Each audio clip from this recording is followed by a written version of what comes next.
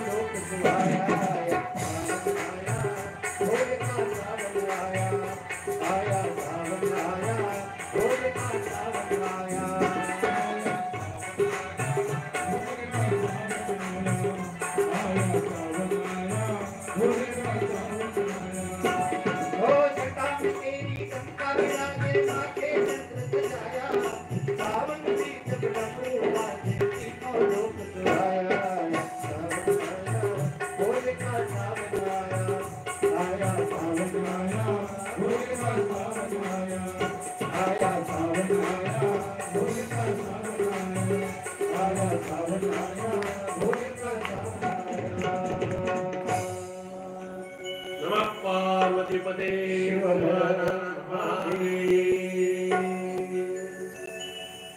म्हणून हे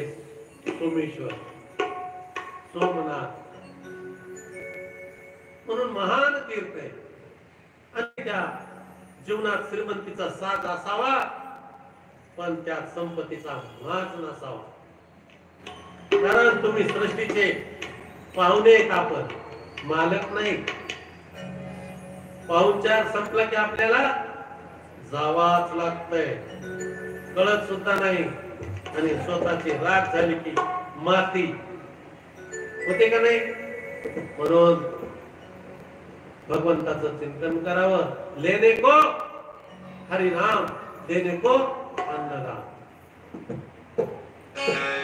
म्हणून भाग्यवान आहे श्रीमान नवनाथ अण्णा शिराळे पाटील आणि त्यांचे सर्वच सहकारी मंडळी त्या भगवान शंकराच्या मंदिराचा ह्या परिसराचा जीर्णोद्धार त्याने केला आहे ज्याने भगवंतासाठी काहीतरी केलंय त्यांच्यावर कृपा नक्कीच होत असते केल्याने होत आहे आधी पाहिजे तसं शिराळे पाटलाने या ठिकाणी भगवंताची सेवा केली गोपाल कृष्ण भगवान की जय म्हणून आजचा दिवस हा पवित्र दिवस आहे आणि आपली बिंदुसरा ती गंगेपेक्षा कमी नाही म्हणून जरी आपल्याला गंगेला नाही जाणं झालं तरी सोमेश्वराच्या सानिध्यात भगवान शंकराच्या सानिध्यात त्या भगवान शंकराचं तीर्थ त्या बिंदुसरेमध्ये जात आहे म्हणून त्या आज नारळी पौर्णिमेच्या निमित्तानं ज्याला शक्य वाटेल जमेल एक श्रीफळ गंगेला सोडावं आजचा पर्व काळ का बरं वाहत्या पाण्यात श्रीफळ सोडतात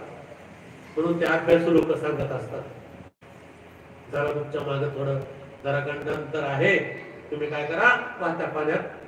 श्रीफळ सोडा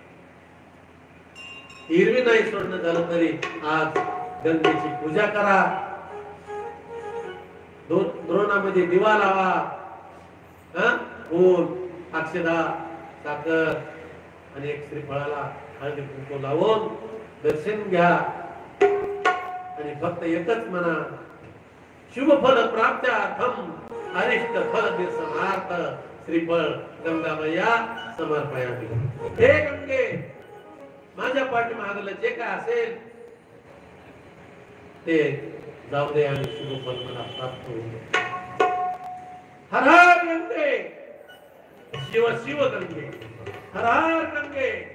शिव शिव गंगे म्हणून आज पर्व काळ म्हणून गंगेचं महत्व थोडा सांगण्याचा प्रयत्न केला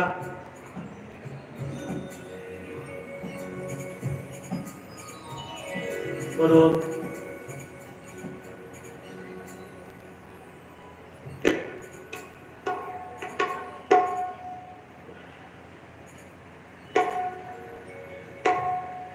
कुंतीनं शेवटी पांडव वनवासाला गेल्यानंतर स्वतः जंगलात जाऊन तपश्चर्या केलेली आणि